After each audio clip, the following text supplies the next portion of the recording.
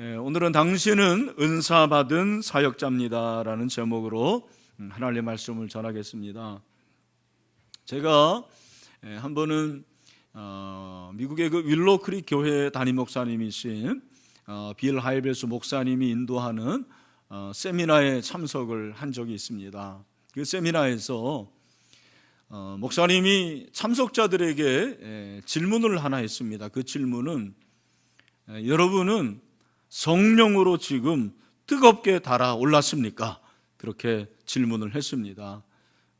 여러분 어떠시죠? 성령으로 뜨겁게 달아올랐습니까? 네, 그 당시에도 이 정도였습니다. 몇 사람들만 그렇게 대답을 하니까 빌 하이베스 목사님이 그리스도인이라면 누구나 성령으로 뜨겁게 달아올라야 되는데 왜 그렇지 못하는 것일까? 어떻게 성령으로 뜨겁게 달아오를 수 있을까라는 것에 대한 몇 가지 제안을 해주셨어요. 그 첫 번째가 예배였습니다. 여러분, 우리는 예배로 성령으로 뜨겁게 달아오게 될 줄로 믿습니다. 예배가 참 중요하죠. 두 번째는 영적인 실행이라고 그랬어요. 우리가 알고 있는 것을 얼마나 실천하느냐, 실천을 말씀을 하셨습니다. 제가 이쯤에서 설교를 준비하면서 보니까 이 원리가 다 로마서 12장에 있는 말씀이에요. 여러분, 12장 1절에서 바울이 뭐라고 그랬습니까? 너희 몸을 하나님이 기뻐하시는 거룩한 산 뭐로 드리라? 제물로 드리라. 이게 뭐예요? 예배죠, 예배. 그리고 2절에서는 너희는 이 세대를 본받지 말고 마음으로 변화를 받아 하나님의 선하시고 기뻐하시고 온전하신 뜻이 무엇인지 어떻게 알아? 분별하라. 근데 제가 지난주에 설교하면서 하나님의 뜻을 분별하는 거 두 가지라고 말씀을 드렸습니다. 하나님의 뜻을 분별하는 게 첫 번째는 말씀을 어떻게 한다고 그랬습니까? 실험하는 거 맞습니다. 또 하나는 뭐예요? 증명하는 거.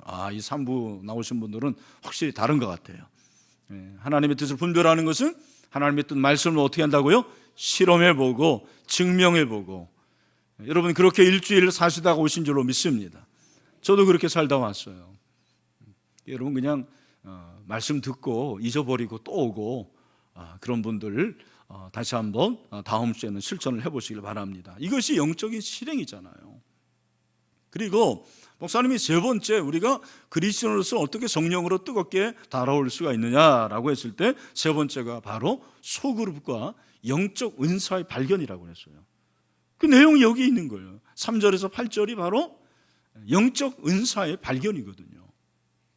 여러분, 바울은 오늘 이 본문에서 모든 그리스도인은 은사받은 사역자라고 말씀하고 있습니다. 할렐루야. 3절에 보니까 내게 주신 은혜로 말미암아 너희 각 사람에게 말하노니 마땅히 생각할 그 이상의 생각을 품지 말고 오직 하나님께서 각 사람에게 나눠주신 믿음의 분량대로 지혜롭게 생각하라, 그렇게 말씀을 하셨죠. 여기 보니까 각 사람에게 말하노니 마땅히 생각할 그 이상의 생각을 품지 말래요. 이게 무슨 말입니까? 이렇게 해석할 수가 있습니다. 한번 들어보세요. 여러분 각자 자신의 자격과 처지에 맞는 생각과 평가를 하십시오, 그런 말이에요. 더 쉽게 말하면, 한마디로 말하면 여러분은 그리스도인으로서 여러분 자신이 어떤 존재인지를 아십시오.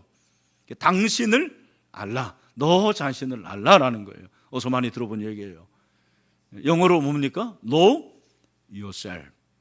그리고 전라도 사투리로 네 꼬라지를 알라, 이렇게 얘기하고 있는 거죠. 그죠? 네 자신을 알아라는 거예요. 우리가 그리스도로서 내 자신을 알아야 되는데, 그러면서 오직 하나님께서 각 사람에게 나눠주신 믿음의 분량대로 지혜롭게 생각하라. 여기 믿음의 분량이 나오는데, 이 믿음의 분량은 내 믿음이 크냐 적으냐 그게 아니고, 오늘 이 전후 문맥으로 생각해 보면 믿음의 분량은 한마디로 뭐냐면 은사예요. 은사. 뭐라고요? 은사. 은사를 생각해 보라는 거예요. 내 은사가 무엇인가? 내가 과연 은사를 받았는지를 생각해 보라는 것입니다. 여러분 오늘 이 본문에 보면 은사를 말하면서 사도 바울이 정말 강조하고 싶은 것이 무엇이냐면 모든 성도는 은사를 받았다라는 거예요. 각 사람이 나오죠. 각 사람. 그래서 3절에서도 각 사람에게 나누어 주신 믿음의 분량대로, 다시 말해서 각 사람에게 나눠주신 은사대로 그런 말이에요. 그리고 5절에서도 각 사람, 5절에 각 사람이 없는데 어디 있습니까? 서로 지체가 되었다. 이 각 사람이 지체가 되었다라는 말이에요. 여러분, 우리 모든 그리스도인에게는 하나님께서 뭐를 주셨다? 은사를 주셨다라는 거예요. 문제는 성도들 중에서 내가 은사를 받았는지 받지 않았는지, 그 은사를 받았는지 받지 못했는지를 모르는 성도들이 참 많아요. 그리고 받은 것 같은데 어떤 은사를 받았는지를 정확히 아는 성도들이 많지 않습니다. 제가 증거를 대겠습니다. 한번 물어볼게요. 여러분, 은사 받으셨습니까? 네. 무슨 은사를 받았는지 아십니까? 네. 이게 또 무슨 은사를 받았냐 그러면 또 소리가 작아집니다. 그죠? 너무 구체적으로 말하죠? 네. 여러분, 이렇습니다. 우리가 은사를 받았는지 받지 않았는지 모르고 관심도 없어요. 그리고 심지어는 제가 그렇게 성도님, 집사님 무슨 은사 받으셨어요? 그러면은 목사님 저 같은 게 무슨 은사를 받았겠어요? 왜 저 같은 개입니까? 사람이 아닙니까? 저 같은 사람이라고 그래야지. 여러분, 그거는 겸손인 것 같지만 겸손이 아니고, 여러분 죄송합니다. 이해하고 들으십시오. 그런 분들은 무식한 거예요. 왜? 하나님께서 각자에게 뭐를 주셨다? 은사를 주셨다. 근데 내가 무슨 나 같은 게 은사를 받았습니까? 말하는 거는 하나님의 말씀을 모르니까 그런 거예요.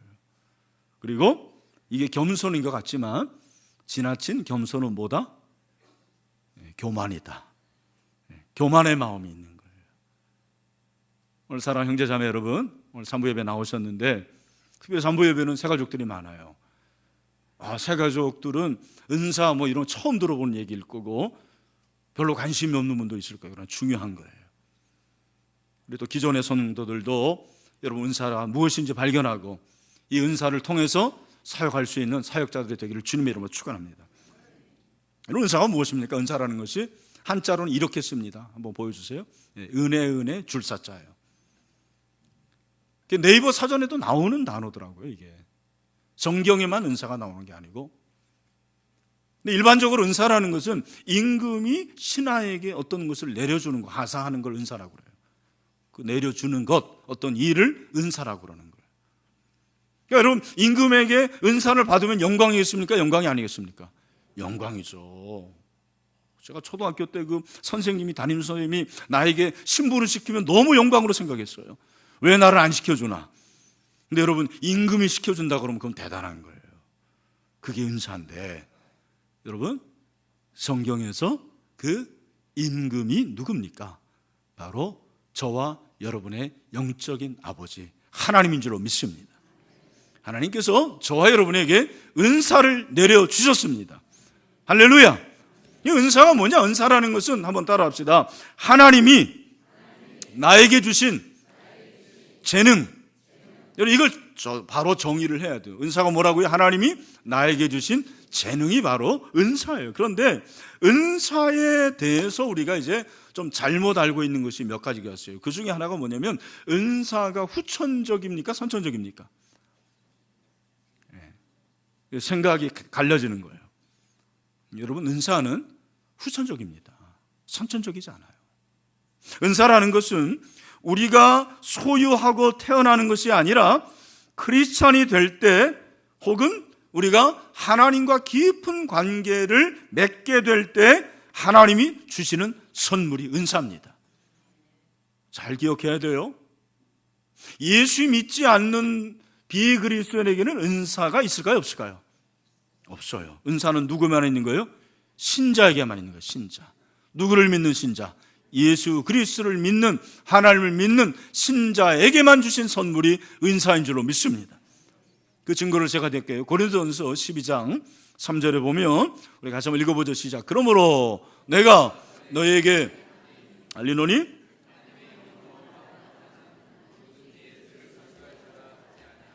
또 성령으로 아니하고는 누구든지 예수를 주시라 할 수 없느니라.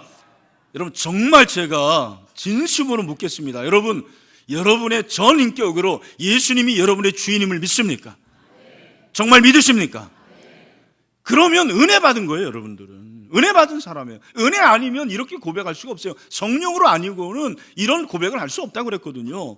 그런데 그렇게 예수님을 나의 구주로 고백한 그 사람에게 은혜를 주시는데, 은혜를 주심과 동시에 뭐를 주신다고요? 은사를 주신 거예요. 어떻게? 3절 다음에는 몇 절이 나오죠? 4절. 똑똑하십니다. 다 같이 우리 4절 다 같이 시작. 은사는 여러 가지나 성령은 같고. 잘 보세요 여러분, 은혜로 예수님을 구주로 영접한 모든 사람에게는 뭐를 주신다? 은사를 주신다고 약속을 해 주신 것입니다. 그러므로 오늘 이 자리에 있는 여러분 모두가 정말 예수님을 나의 구주로 영접했다면 여러분에게 은사를 주시는 줄로 믿습니다. 제가 이제 다시 한번 확인할게요. 여러분 은사 받으셨나요? 무슨 은사가 있는지 아십니까? 잘 모르는 분은 잘 보시길 바랍니다. 또 한 가지 우리가 이제 은사에서 착각하기 쉬운 게 뭐냐면, 은사가 선천적이라고 생각하고, 또 하나 은사와 재능이 같다라고 생각하는 거예요. 여러분 은사와 재능은 같습니까? 다릅니까? 다르니까 제가 물어보겠죠. 은사와 재능은 다른 거예요. 은사가 하나님이 특별히 나에게 주신 재능이긴 한데, 그 재능이 다 은사는 아닙니다. 일례로 우리 여기 이제 찬양을 잘하는 우리 형제 자매들이 있어요. 내가 노래를 잘한다. 그건 재능이잖아요. 근데 그 재능이 다 은사입니까? 아니에요. 여러분 가수 중에서 노래 잘하지만 은사로 그것을 부르는 사람들이 많지 않아요. 정말 하나님께서 내게 주신 은사로 알고 이 목소리로 하나님의 이름을 높이고 교회에 유익을 끼치는 사람들이 많지 않습니다. 여러분 재능과 은사의 결정적인 차이가 뭐냐면, 재능은 개인을 위해서 사용하는 게 재능이에요. 내 이름이 드러나는 거예요. 아, 이름 석자. 아, 그 사람 노래 잘하고, 그 사람 잘 가르치고, 그 사람 그림 잘 그리고, 이게 바로 재능이에요. 은사는 뭡니까? 은사는 그 재능을 통해서 교회를 세우는 것이 은사입니다. 뭐를 세운다고요? 교회를. 교회에 영향을 끼치는 거예요. 섬김으로 교회에 유익을 끼쳐요.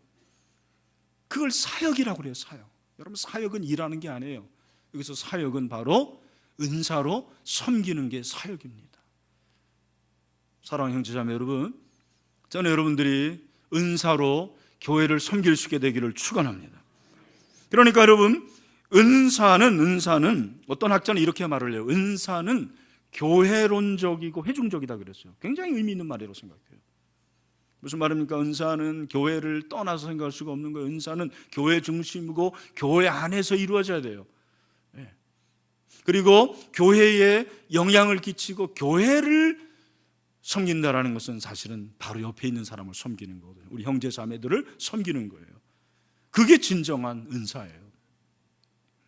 제가 제 모교회 얘기를 해서 죄송한데, 저희 모교회의 청년부에서 제가 이렇게 신앙생활을 할 때 제 바로 1년 후배가 굉장히 모태신앙임에도 불구하고 이렇게 뺀질이가 하나 있었습니다. 본인이 뺀질이라고 그랬어요. 아주 교묘하게 뭐 교회는 다니지만 뭐 할 거 못 할 거 다 하고 막 그랬어요. 그런데 그 어머니가 아주 기도를 많이 하시는 분이었어요. 근데 참 여러분, 기도는 영역이 있고 기도하는 자녀는 망하지 않습니다. 그 형제가 예수님을 인격적으로 만난 거예요. 근데 너무 뜨겁게 만났어요.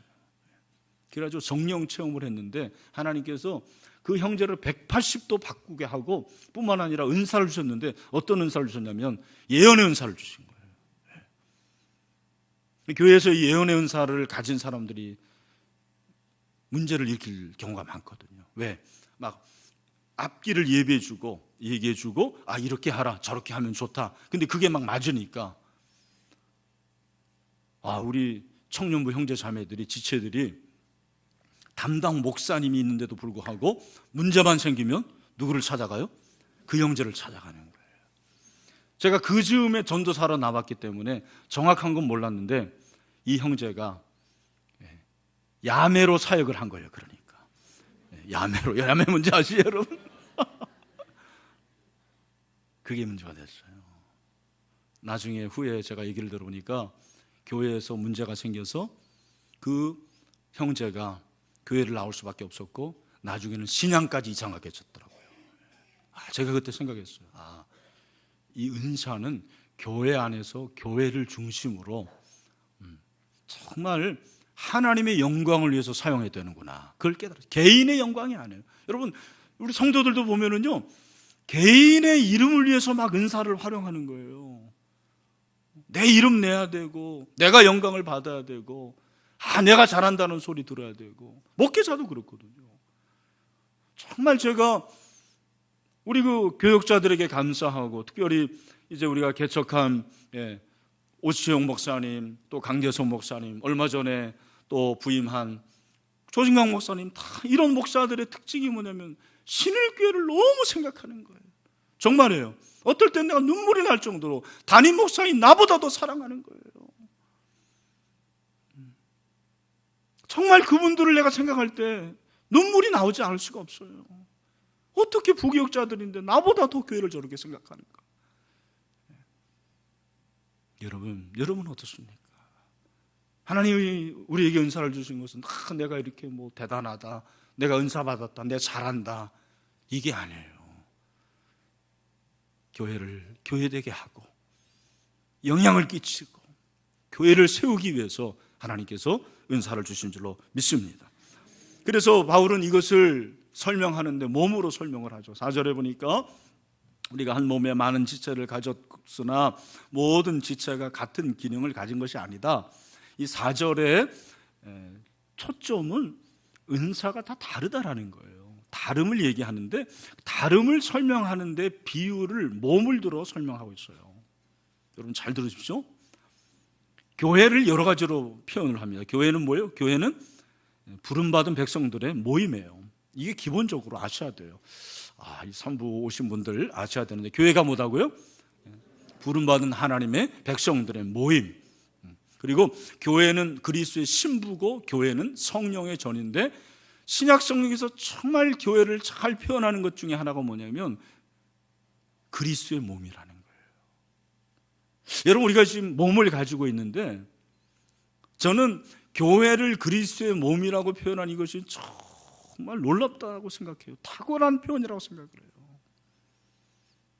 늘 생각할 때마다 참 신기하다고 생각합니다. 여러분, 우리 몸이 참 신비한 거예요. 몸이 너무너무 신비해요. 여러분, 우리 몸에 이렇게 지체들이 있어요. 한 몸인데 지체는 많아요. 수없이 많습니다. 오장육부가 있고 뼈가 몇 개죠? 613개. 613개의 뼈가 있어요.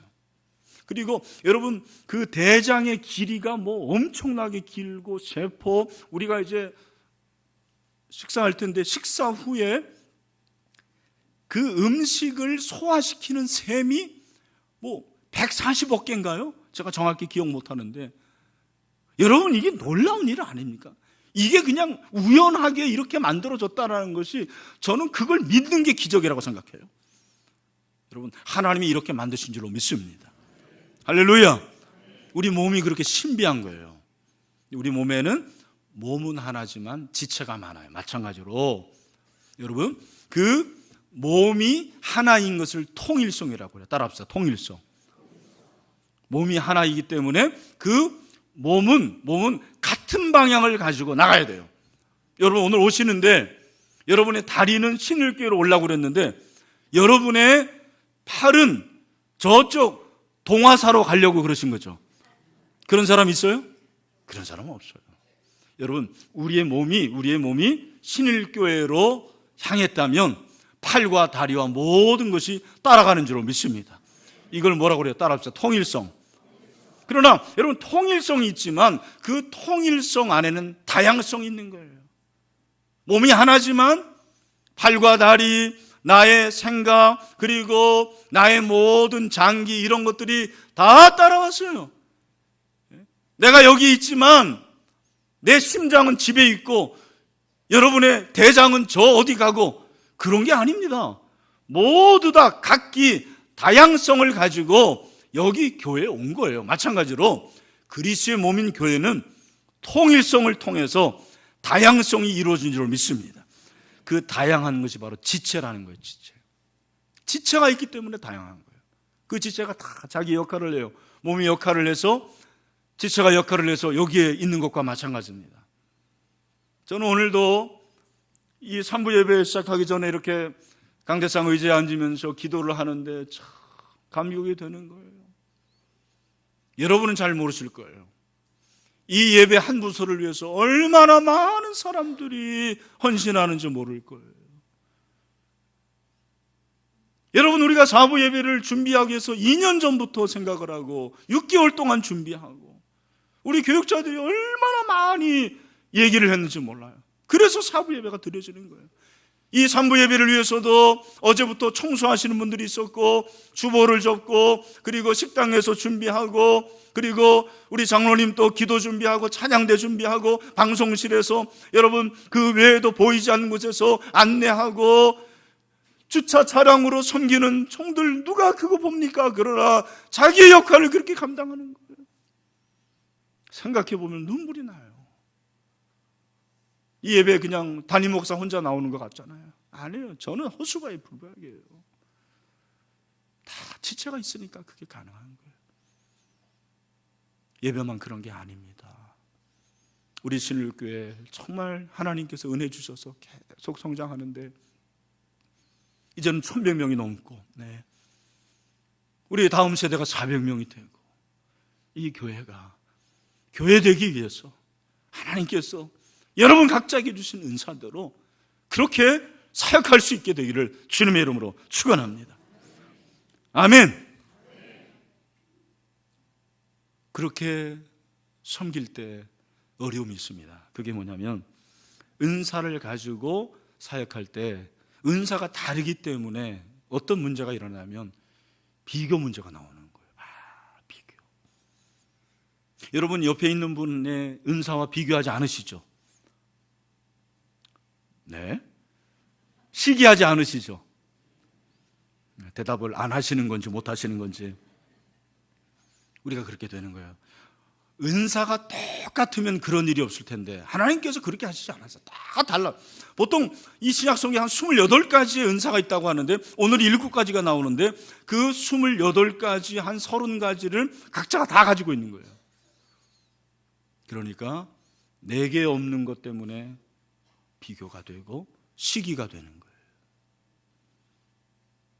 여러분, 저는 개인적으로 이렇게 개인적인 얘기를 해서 죄송합니다만 참 4부 예배 어제 지난주에 이렇게 준비하는데 우리 여기 세션들이 있는데 전문가들이에요. 다 얼마나 연주를 잘하는지. 근데 만약에 은사로 비교해 본다면 저는 악기를 연주하는 게 있다 없다? 하나 있긴 있어요. 그 클라리넷 한 번 연주해 봤어요. 그리고 어디 있는지도 모릅니다.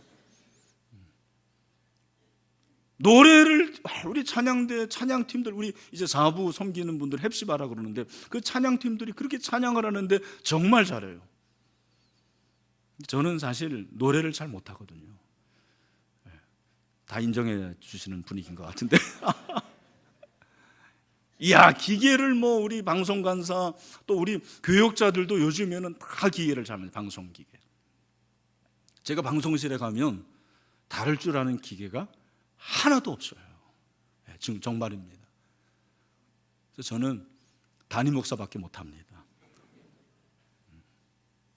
여러분, 제가 그렇다고 그래서 비교해가지고 나는 악기도 연주 못하고 노래도 못하고 기계도 못 만지니까 나는 뭔가? 아닙니다. 여러분, 이건희 목사에게 하나님께서 은사를 주셨을까요? 안 주셨을까요? 아멘. 주셨다고 하는 분들에게 은혜가 있게 될 줄로 믿습니다. 저는 3가지 은사를 이렇게 검사를 해보면 첫 번째가 다스림의 은사하고 지도력, 2번째는 목회의 은사예요. 그리고 3번째는 가르침의 은사. 그러니까 나는 목사밖에 못하는 거예요. 목사를 해야 돼요. 그리고 이제 성경이 없는 은사가 하나 있는데 뭐냐면 신방 가고 이렇게 장례식, 결혼식 갔다 오고 교회 도착하는 시간을 아주 잘 맞춥니다. 제가 제가 이제 은사로, 성경 밖에 있는 은사로 이제 교회하고 연관되니까 이게. 최근에는 저보다 훨씬 잘하는 분이 나타났어요. 티맵이라고 있습니다. 뭐 제가 얘기 안 해도 거기 다 나오더라고요, 보니까. 하나님께서 저에게 다스림의 은사를 주시고, 그래서 우리 교역자들 다 제가 초빙을 하잖아요. 좋은 분들. 여러분, 자기가 무능하면 유능한 사람을 쓰면 그게 지도력이에요, 여러분. 그죠? 그리고 제가 가르치고 목양을 하고, 저는 목회가 제일 행복해요. 다시 태어날 리는 없지만, 다시 태어난다고 그러면 말이 안 되잖아요. 근데 만약에 다시 어떤 직업을 가져라도 저는 목사를 하고 싶습니다. 여러분, 목회가 제일 행복한 직업이에요. 여러분의 자녀들도 목사를 시키시기를 바랍니다. 우리 교회에서 목사가 많이 나와야 돼요. 대답을 안 하시네요. 제 자랑이 아닙니다. 여러분, 잘 들으십시오. 사랑하는 형제자매 여러분, 여러분들도 내가 잘하는 은사를 발견할 수 있어야 됩니다. 은사는 잘하고, 그리고 즐겨해야 되고, 그리고 열매가 있어야 돼요. 내가 잘한다고 생각하고 내가 즐겨하는데 열매가 없다, 그러면 은사 아니에요. 자기 혼자 은사인 거예요. 여러분, 그럼 우리가 이 은사를 발견해야 되는데, 우리가 은사로 사역해야 되는데 어떻게 사역해야 되느냐? 오늘 본문에 보니까 6절 이하에 나옵니다. 자, 우리에게 주신 은혜대로 받은 은사가 각각 다르니 7가지 은사가 나오는데, 첫 번째 예언이면 무엇으로 하라고 그럽니까?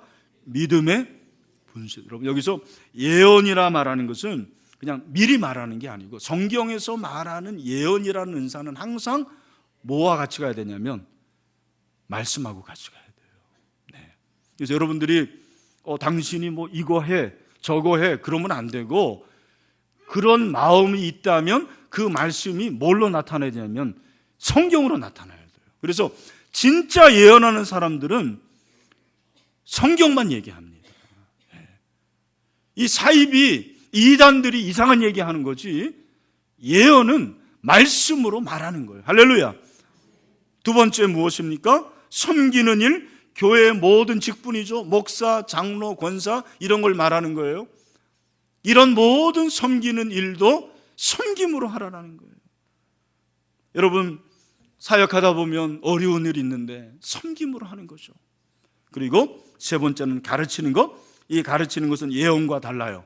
이 가르치는 것이 무엇이냐면 하나님의 말씀을 잘 배워가지고 가르치는 거예요. 교사, 그리고 목자, 목료로 가르치는 것이 가르치는 은사를 말합니다. 네 번째, 위로하는 자면 위로하는 일로 하라고 합니다. 그리스도의 위로로 권면을 하고 상담을 하는 거죠. 여기 이제 권사님들이 있는데, 권사님들이 해야 할 일이 바로 이거예요. 이 권할 때 이 권자가 권면하는 거예요. 위로해 주는 거예요. 우리 권사님들을 통해서 위로하는 역사가 있게 되기를 축원합니다. 다섯 번째, 구제하는 자는 성실함으로. 여러분, 성실함이 무엇이냐면 정직함으로. 따라합시다. 정직함으로. 제가 보니까 교회가 돈을 쓰는 게 제일 어려운 것 같아요. 예루살렘 교회도 구제하면서 분열이 됐어요. 여러분, 장학금 주는 거 어렵습니다. 누구는 주고 누구는 안 줍니까? 막 이런 얘기가 나와요. 구제할 때, 누구는 구제비를 받는데 왜 나는 안 줍니까? 그런 일이 있어요, 없어요? 있어요. 그래서 정직함으로, 하나님 앞에서 진실함으로 구제를 하라고. 여러분 가운데 아마 이런 은사를 가지고 있는 분들이 있을 거예요. 저는 우리 교회가 구제하는 은사가 더 많아지는 교회가 되기를 소원합니다. 가난한 자들을 위해서 구제. 교회의 존재 목적 중에 하나가 가난한 자를 위해서요, 사실은. 그리고 여섯 번째는 다스리는 자는 부지런으로. 이렇게 목사나 또 지도자들은 게을르면 안 돼요. 부지런해야 돼요. 부지런해도 될까 말까인데 게을러 가지고 되겠습니까? 일곱 번째, 긍휼을 베푸는 자는 즐거움으로 그렇게 차원에서 하라고 말씀하십니다. 사실 이 외에 로마서 12장에도 뿐만 아니라 고린도서 12장, 그리고 에베소서 4장의 은사가 나오는데, 여러분들이 한번 시간이 되면 이제 제자훈련 올라오시면 제자훈련 시간에 은사를 검사를 해요. 그래서 나의 첫 번째 은사가 뭐고 두 번째, 세 번째 부가적인 은사를 검사를 하게 됩니다. 사랑하는 성도 여러분, 오늘 이 7가지 은사 가운데서도 나는 이게 좋다, 이걸 하면 좋겠다, 이 은사를 통해서 하나님께 영광을 돌리고 싶다, 그런 마음이 생기면 여러분들이 그 은사를 가지고 교회를 섬길 수 있게 되기를 축원합니다. 마지막으로 이게 중요한데, 은사로 섬기는 것은 견고한 관계에서 나타납니다. 뭐에서 나타난다? 관계에서 나타납니다. 여러분, 이것이 정말 중요한데, 은사는 개인적인 차원이 아니라고 그랬어요. 공동체적인 차원입니다. 여러분, 공동체라는 것은 성도인데, 성경에서 나오는 성도는 사실은 개인은 없어요. 여러분 잘 아셔야 돼요. 이 성도가 영어로서 주장한 세인트인데, 어떤 한 성인은 A 세인트가 될 수 있지만 성경이 말하는 성도라 부르심을 받았다는 것은 다 복수예요. 복수. 이게 복수입니다. 하나님께서 성도에게 은사를 주셨는데 각자에게 주셨지만 각자에게 주신 목적이 뭐냐면 성도 전체를 유익하게 하라는 거예요. 교회 전체를 유익하게 하라는 거예요. 내 옆에 있는 형제 자매를 유익하게 하는 것이 은사예요. 우리는 이 사실을 잊을 때가 참 많습니다. 은사를 통해서 내 옆에 있는 그 형제 자매를 정말 기쁘게 하고 즐겁게 하고 행복하게 유익하게 하는 것이 진정한 은사의 목적이라는 거예요. 어떤 목사님이 은퇴 예배 때 마지막으로 은퇴사를 하는데 이렇게 했다고 그래요. 책에 보니까, 나는 여러분 한 사람 한 사람을 알고 있습니다. 여러분도 저에 대해 잘 알고 계실 것입니다. 그러나 여러분은 여러분 서로에 대해서는 잘 알고 있지 못합니다. 제가 볼 때 이 교회 소그룹 없는 교회예요. 여러분, 이 목회는 제가 볼 때는 하나님께서 원하시는 목회를 했지만 부족하다고 생각해요. 여러분 잘 들으십시오. 이해하고, 내가 그냥 신일교회만 다니면 그것은 고립된 신앙생활이에요. 분리된 신앙생활이에요. 여러분이 목장에 들어가야 돼요. 목장에서 나누고 섬기고. 여러분, 하나님의 말씀을 듣는데 왜 변화가 일어나지 않을까요? 들은 말씀을 나누고 그 나눈 말씀을 삶에서 실천하는 현장이 없기 때문이라고 저는 생각을 해요. 우리 교회 114개 목장이 있습니다. 저는 우리 교회 비전 중에 하나가 어떤 인원을 떠나서 우리 교회 저는 300개의 목장이 생기기를 소원합니다. 제자 훈련 받는 사람 지금까지 300명이 됐는데 600명이 되는 그날이 오게 될 줄로 믿습니다. 마지막으로, 그렇기 때문에 여러분, 서로가 서로를 위해서 존재하기 때문에 은사를 발휘하는데 어려워요. 참 이게 우리의 문제입니다. 이게 현실이에요. 지체가 지체를 만나는데 갈등하고 거기서 뭔가 문제가 일어나는 거예요. 저는 그리스도의 몸이라는 게 물론 유기체고 연합이고 그것이 하나의 목적이라는 뜻도 있지만, 왜 그리스도의 몸이라 왜 그랬을까? 여러분, 왜 교회를 그리스도의 꽃이라고 하지 않았을까요? 그게 훨씬 좋지 않습니까? 훨씬 멋있지 않아요? 교회는 그리스도의 꽃이다, 신일교회는 그리스도의 꽃이다. No, 교회는 그리스도의 몸이에요. 여러분, 꽃은 향기만 납니다. 몸은 냄새가 나요. 사실은 우리 가운데 냄새가 나요. 하지만 여러분, 몸의 지체가 만나서 하나님이 기뻐하시는 거룩한 공동체를 이루는 것이 우리 신일교회의 존재의 목적인 줄로 믿습니다. 그래서 저는 마지막 이제 새가족 성경 공부 5주 이제 할 때 제가 새가족들에게 반드시 질문을 합니다. 여러분은 이제 우리 신일교회 새가족이 아니고 헌가족입니다. 반드시 제가 얘기했죠? 네, 기억하실 겁니다. 그러면서 여러분이 이제부터 신일교회 교인으로서 어떠한 봉사를 하시겠습니까? 어떤 사역을 하시기를 원하십니까? 반드시 물어봅니다. 제일 많은 답이 뭔지 아십니까? 우리 자매들은 식당에서 일한다고 그럽니다. 식당에서 봉사한다고 그래요. 우리 남자분들은 주차한다고 그래요. 그렇게 되길 바랍니다. 일이 아니고 섬김이고 사역인 줄로 믿습니다. 말씀을 맺습니다. 오늘 이 말씀 듣고 저는 이 가운데서 몇 분이라도 내가 은사 받았구나, 은사 받은 대로 신일교회 몸된 교회를 섬기겠다, 사역하겠다, 이런 결단이 일어날 수 있는 여러분이 있게 되기를 축원합니다. 아멘. 꼭 그렇게 하시기를 바랍니다. 우리 마지막으로 베드로전서 4장 10절 11절 말씀 함께 읽고 마치겠습니다. 베드로전서 4장 10절 11절 시작.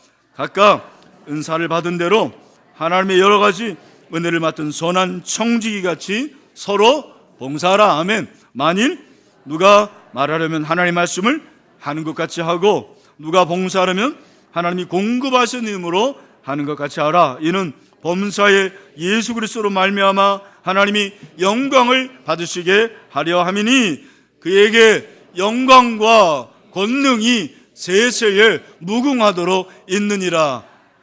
아멘. 할렐루야.